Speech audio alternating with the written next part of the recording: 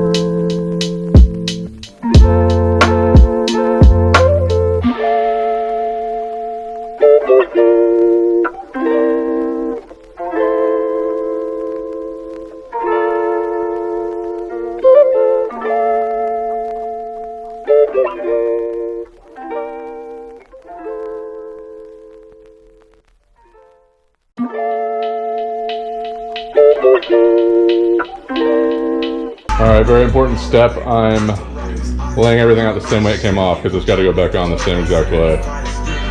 Keep track of those parts.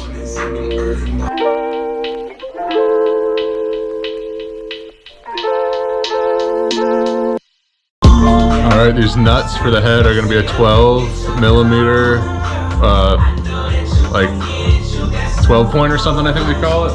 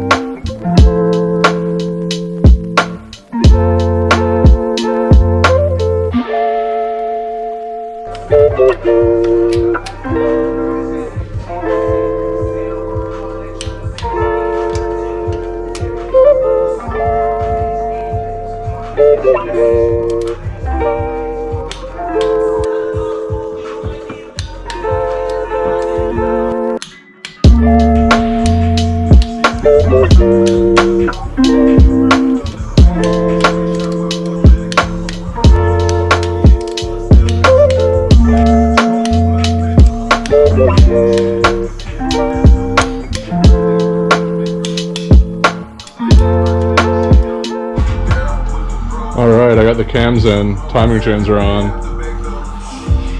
GoPro died, I didn't film it because I didn't really know what I was doing, but I'm gonna tighten the intake manifold down now and then start looking at putting this front timing cover on and then valve cover, spark plugs, pick up the battery, and maybe turn it over.